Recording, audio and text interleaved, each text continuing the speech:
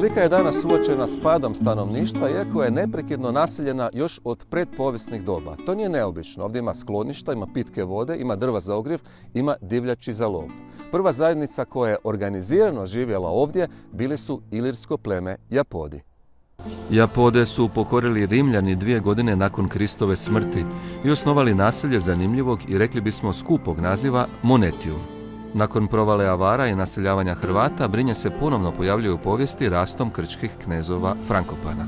Nalazimo se u kapeli Svetog Trojstva, ona je sastavni dio plemičkog grada Sokolca.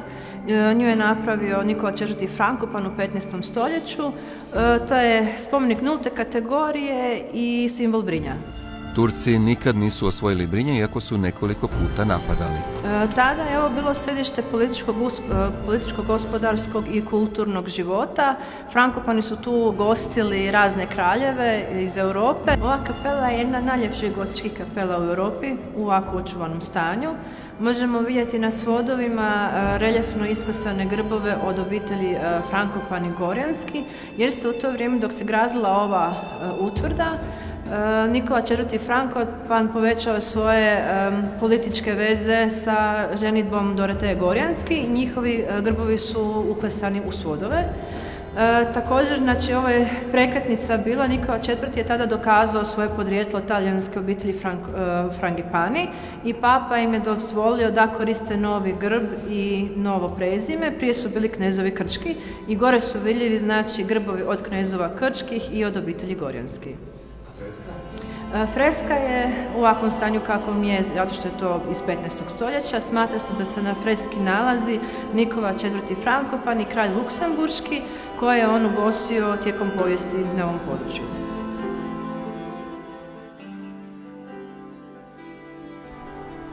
Crkva Svetog Fabijana i Sebastijana jedna je od najstarijih crkava u Hrvatskoj. Dvojica svetaca su zaštitnici Brinja.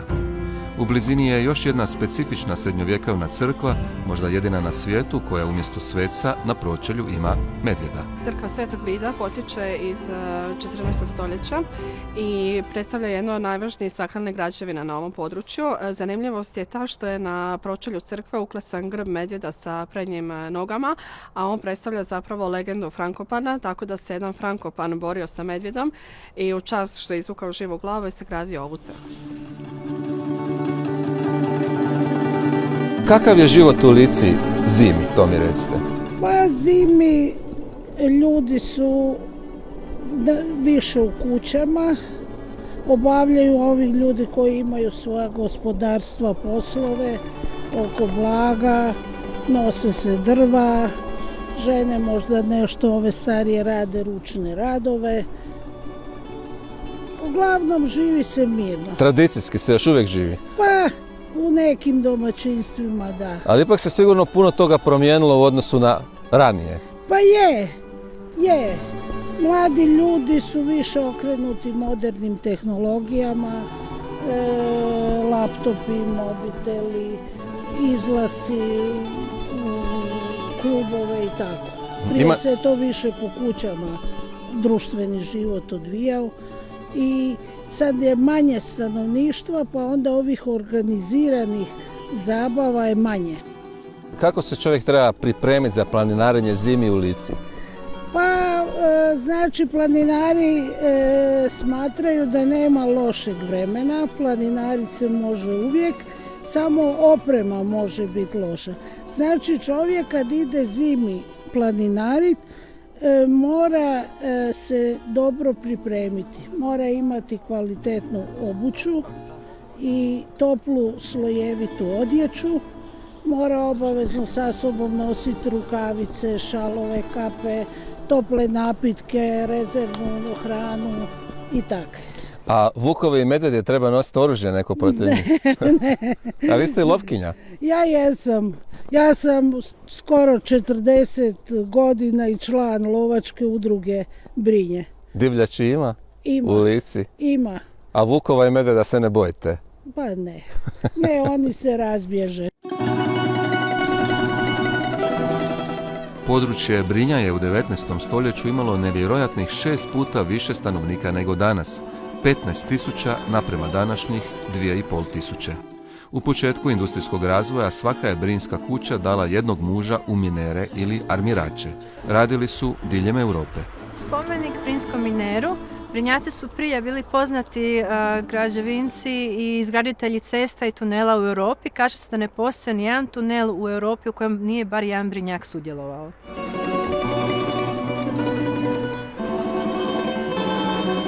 Nekad je sasvim drugačije bilo. Bile su kuće pune familija, pune mladih, starih, sve je bilo složno.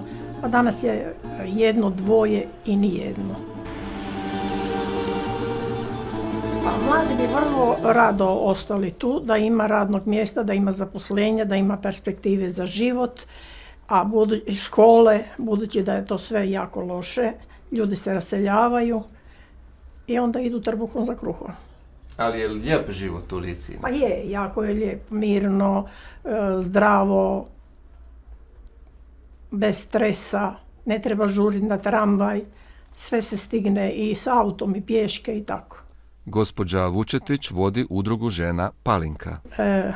Pavenku, biljku po kojoj smo dali naziv našoj udruzi. To je trajno zimzelena biljka koja se nekada koristila za izradu kitica za svadbe, za mladence, za vjenčane bukete. Je bila vječno zelena i značila je trajnu ljubav. Naša udruga se bavi izradom starih ručnih predmeta, jel? Izrada od vune, na primjer pletemo čarape, pa šlape, pa izrada ličkih kapa, ukrašavamo boce, šivamo pregače, zaslone po naši domaći. Koliko žena ima u udruzi? Pa ima 10-ak, ali ima jedno 5-6 aktivnih. Vrlo malo mladih, priključile bi se, ali one bi samo na kratko. Na sebi imam ličku narodnu nošnju koja se nosila za svečane prigode, crkvene običaje i za ples i kolo.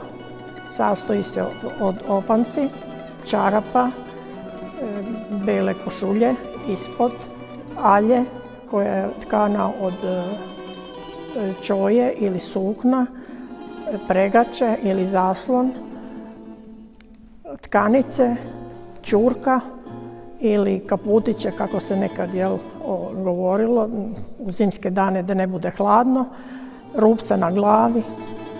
I torba je ručni rad, u njoj se nosi ili novčanik, i molitvenik, krunica, maramica, nužne stvari.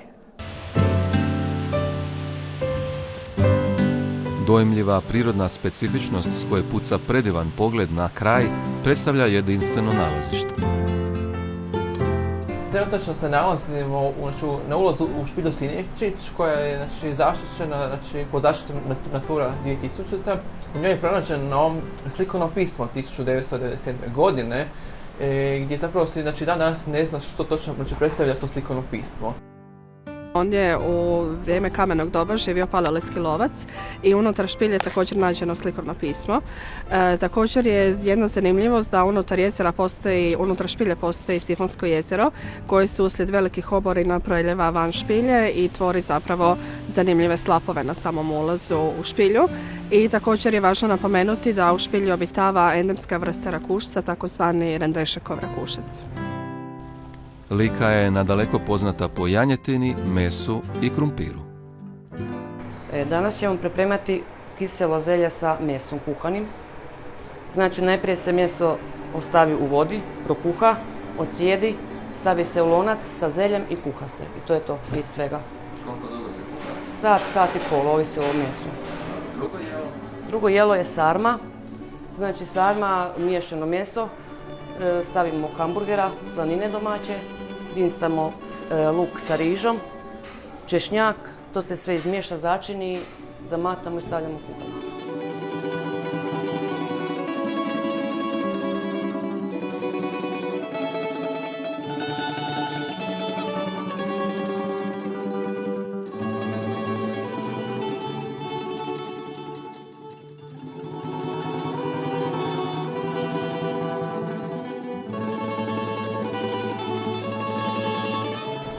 Za desert pravimo salenjake.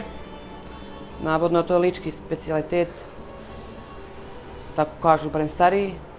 I znači stavljamo kvasac,